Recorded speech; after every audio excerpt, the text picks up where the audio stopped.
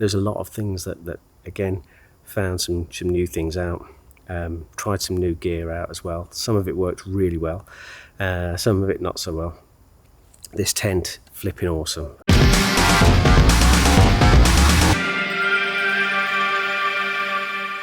Starting off with the tent then. This is the Big Agnes Tiger Wall Ultralight 3-person.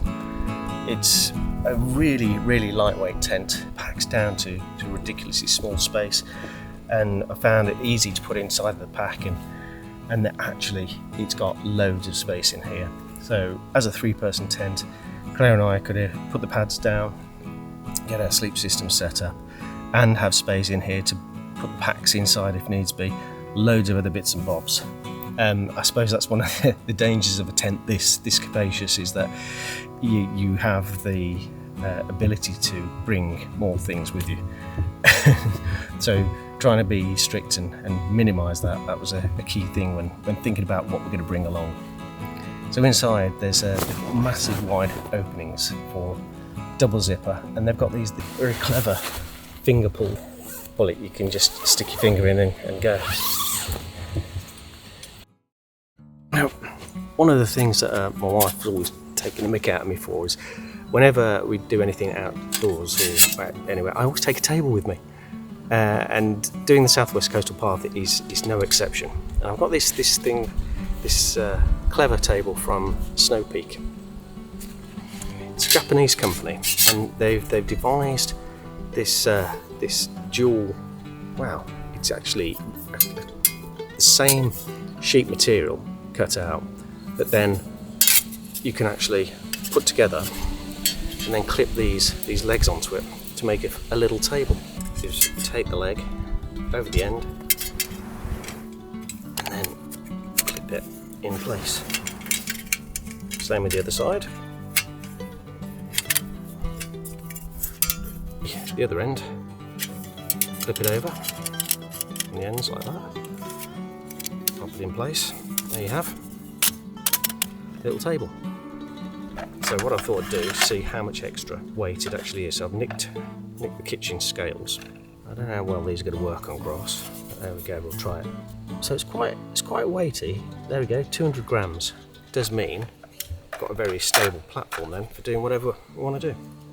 Now, another thing that I've been really pleased with was the Firebox Nano to be specific.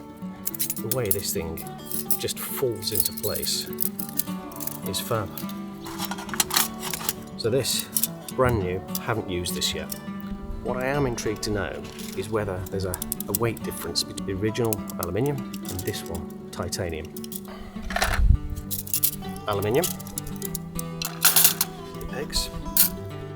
Yeah, so that's just under 200 grams, about 180. Let's see what the other one is. Yeah, that's a little bit less. This is 120 grams.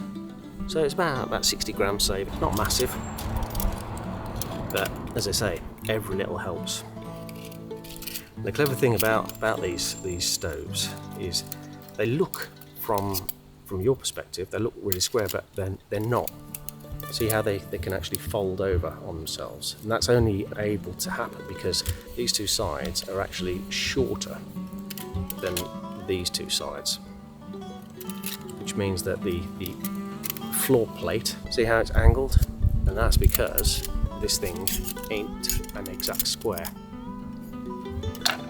The tin itself has another purpose. Inside of the tin there are these X ridges. Those are used to be able to support the cooker. So see how the legs can sit within these ridges. Now this is for a big pot size, so if you've got something that's like a large frying pan, you're able to put on the top, quite stable. You can turn these in, again back into the ridges. If you've got something smaller, that will sit on top just as well, just as stable.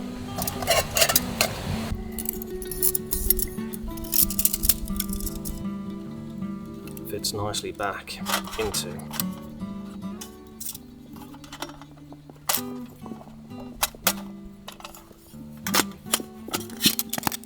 inside, which is good because it's now pinning it down. changed the cook system over to this titanium pots, and these are great. It's like a nested set of pots in here. Teeny tiny one, medium, large. 650 milliliter, 100 grams, 75, and then 50. You know, they stack kind of inside each. Actually, placing that one upside down gets a better seal for the lid. So total there, just over 100 grams. One other slightly unnecessary but necessary upgrade is this. It's a titanium drink holder, weighing in at 100 grams. I know it's not going to hold much water, but that's not really what it's about, is it? Because that's for the water. This B-free filter system. It's great. Scoop up from the stream. Quite a wide neck opening. Pop that inside, and then either empty into another bowl or drink straight from the top. Found that a lifesaver on the stretch from Zena through to St Ives. No water sources there, but this was ideal. The next change I made was the gadget bag. Now in here I've got a bit of cordage which I used to tie actually onto some new pegs, which I'll go through in a minute, to make really easy peg pullers. I've got a couple of lighters to light the Trangia with. I've used a mini Victorinox rather than my super duper huge thing, so you can see the difference between it's my usual and then there's the mini. And this is quite a massive weight difference. This one 180 grams for the big boy, 40 grams for the mini. That's a big old saving. And the same with the pack, because that fits inside of here. Now the other one came in at just under a kilo. This one weighs in at 400 grams, so nearly 600 grams saving, half a kilo. That's massive. Loads of stuff in here. A little pencil with some tape around it. I've got all the stuff I need for the GoPro, so I've got a spare set of propellers in here. I've got a bunch of different lens filters in there. This is a charger, so unclips. You've got a standard USB-A, USB-C, and then at the other end you've got a lightning, and then you've got the option of pulling that out to be another USB-C. Whatever you need to do, charge your phones, charge devices, and it's really small. As I've got the Apple Watch, I had to keep in here a watch charger, and I paired this up with the same battery bank, the 10,000 hour battery bank that I took last time. And the last couple of things that I've got in here, I've got a little notepad, a Write in the Rain notepad, and then the other thing was one of these expanding towelettes. It's great, tiny little disc. You pop it in some water and it expands out to be quite a decent size face cloth. Closes up, double zip inside this little pack. It's great. Then chuck that in the backpack. Job's a good one. Talking of backpack, we've got this one. This one is the Sierra Designs Flex Trail. It's quite a significant weight saving. This is 1.2 kilos.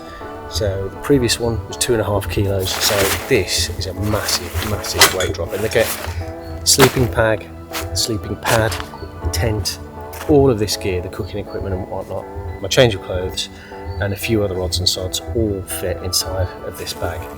Only downside is, first outing, it failed on me. As you can see in there, you see, the clasp has broken. It should be like that side.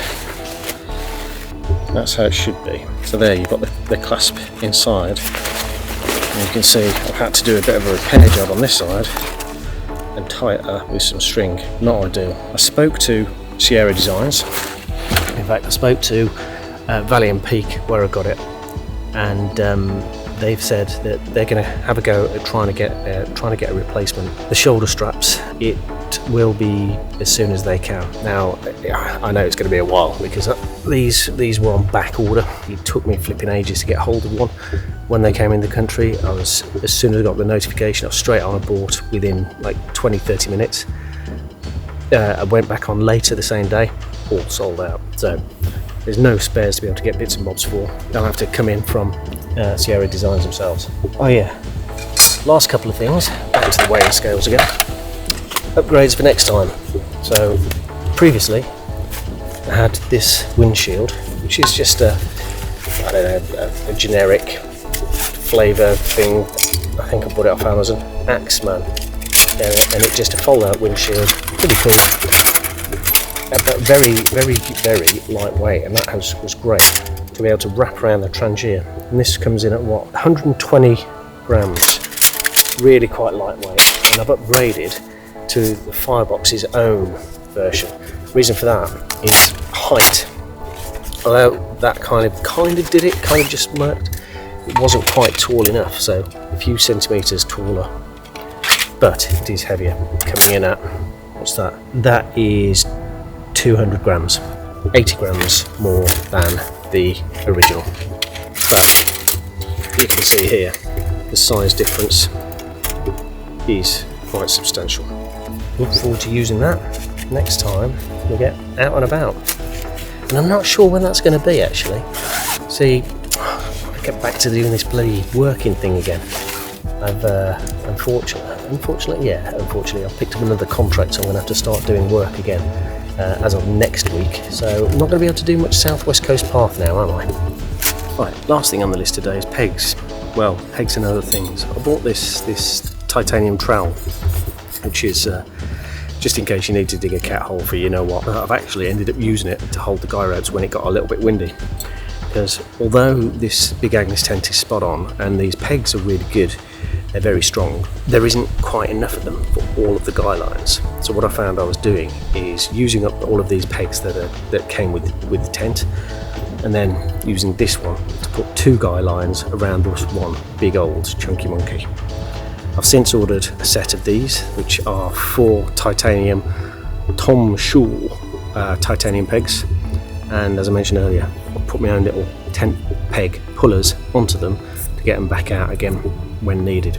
These are about half the weight of these. So there we go. So that's all the stuff that we've used on the Southwest Coast Path from previous times, and all the little add-ons that we've got to come for the next. There's some camera stuff that I'll go into next time, and what I've used to be able to film all of this. But for now, that will do for today. So thank you very much for watching. My name's Rich, and this is It's Adventure. I'll see you again very soon.